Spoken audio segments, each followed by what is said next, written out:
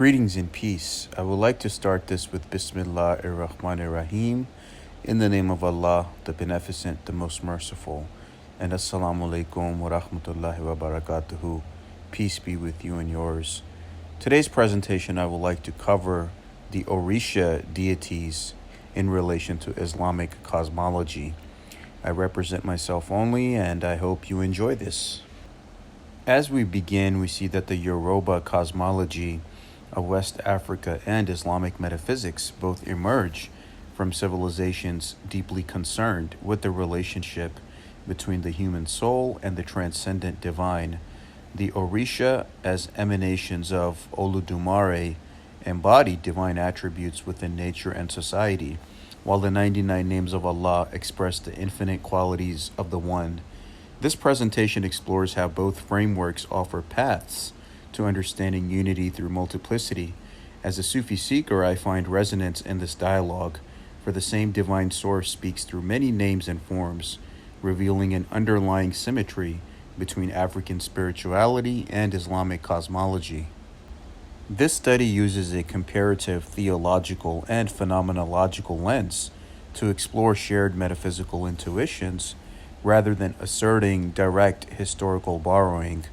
We consider how symbolic systems, such as names, colors, and ritual language, encode the same divine logic across cultures.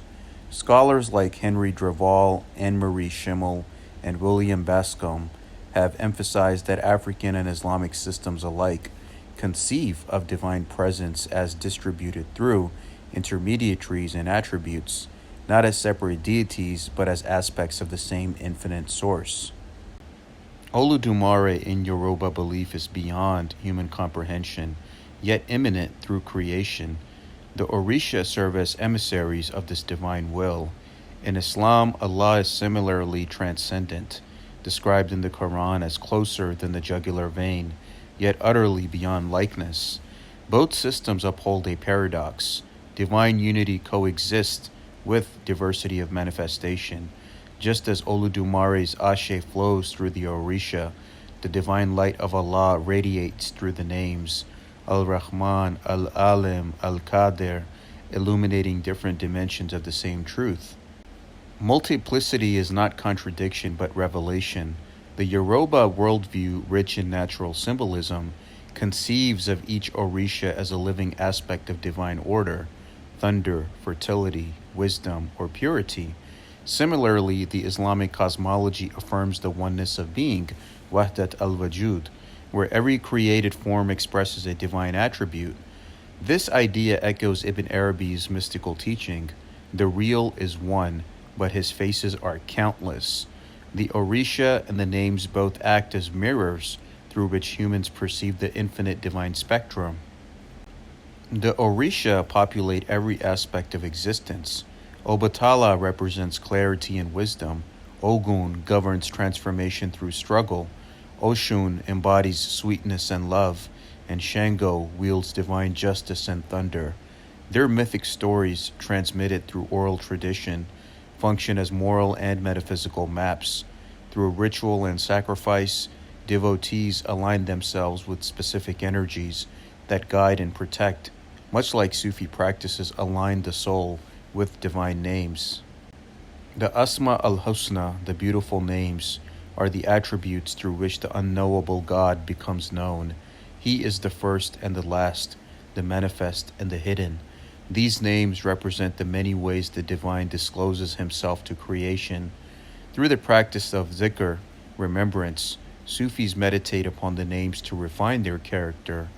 Each name, Al-Wadud, the loving, Al-Hakim, the wise, Al-Aziz, the mighty, acts as a spiritual archetype, similar to the Orisha's domains within Yoruba cosmology. Obatala, the Orisha of wisdom, resonates with Al-Hakim, the wise. Ogun, the iron warrior, mirrors Al-Qawi, the strong. Oshun, patron of love, parallels Al-Wadud, the loving. And Shango, lord of thunder and balance, embodies Al-Adil, the just. This comparison does not imply equivalence but correspondence. Human cultures reflect divine truths through the lenses of geography and language. What Islam expresses through divine attributes, Yoruba theology conveys through living deities who embody cosmic principles. In both systems, intermediaries serve as bridges between humanity and the ineffable. For Yoruba devotees, the Orisha mediate divine energy. In Islam, the names in the Prophet act as spiritual conduits to the divine presence, Hadra. This parallel reminds us that mediation does not diminish unity, it completes it. The multiplicity of forms becomes the stage upon which divine compassion becomes accessible. Yoruba ritual, with its drumming, dance, and possession, embodies communion with spirit. The rhythm opens a channel for divine descent, Ashe. Similarly, in Sufi circles, the whirling of the Mevlevis and the dervishes, or the chanting of dhikr, brings divine remembrance into the body. Both paths transform worship into art, an embodied theology where music, rhythm, and movement become languages of divine intimacy.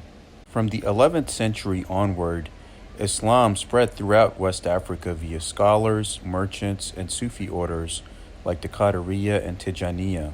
In the Yoruba lands, it encountered pre-existing cosmologies and entered into dialogue rather than confrontation.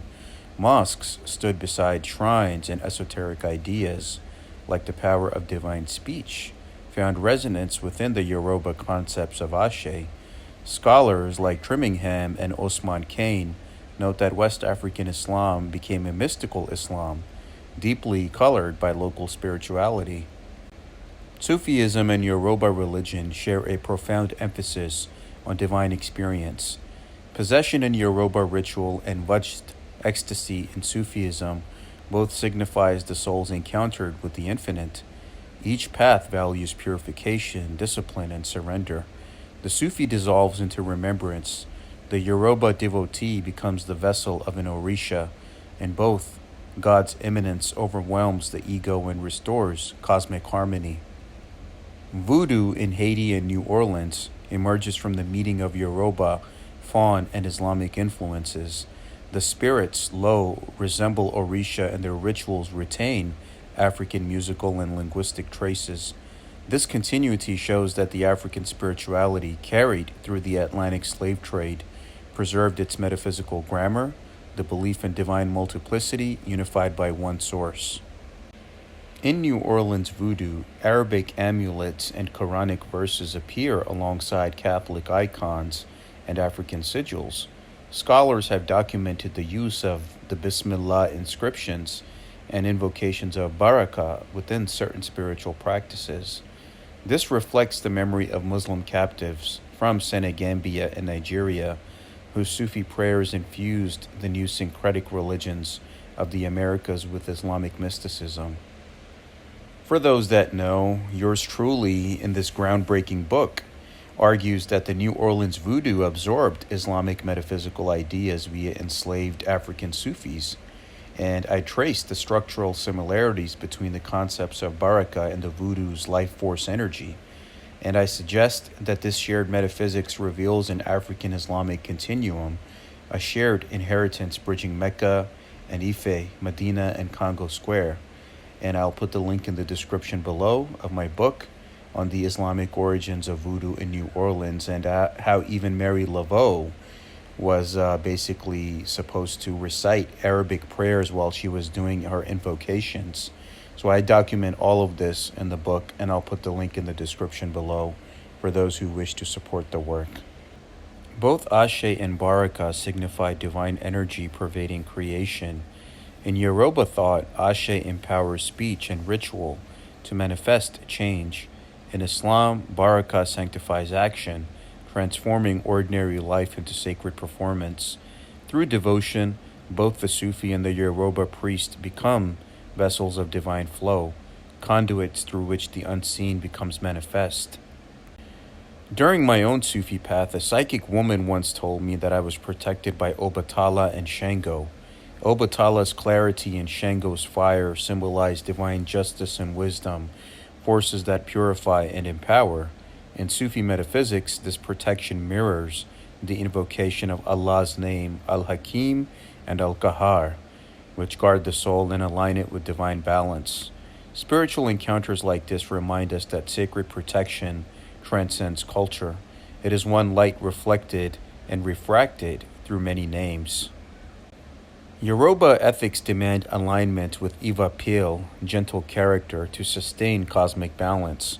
Islam likewise emphasizes adab, and submission to divine order. Both systems view morality not as law but as resonance with the divine pattern. So it's about perfecting your character.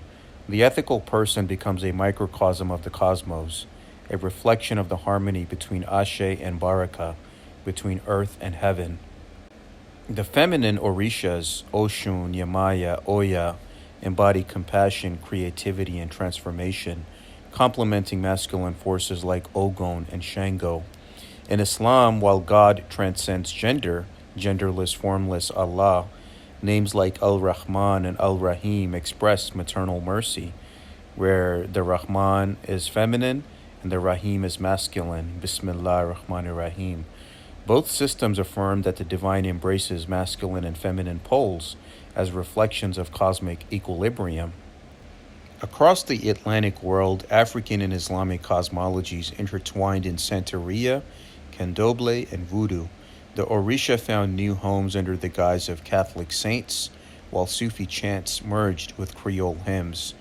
This syncretism is not dilution but transformation, a creative reweaving of sacred memory that preserved ancestral wisdom beneath colonial oppression.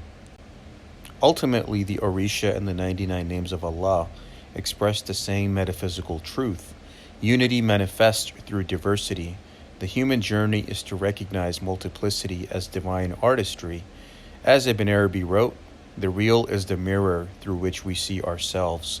Likewise, through the Orisha, humanity perceives the countless faces of the One. Here are some references that I recommend for those that are pursuing your academic studies on this subject. Please take a moment and take a snapshot of the references that I have listed so you can research them at your convenience. Thank you for listening and for walking with light through unity and multiplicity. Thank you for watching. If any questions or comments, please email me at salmansheikh911@gmail.com. And of course, all my videos are for the purpose of fair use, which is protected under the copyright laws of education, free speech, and nonprofit. Thank you so much. All rights reserved.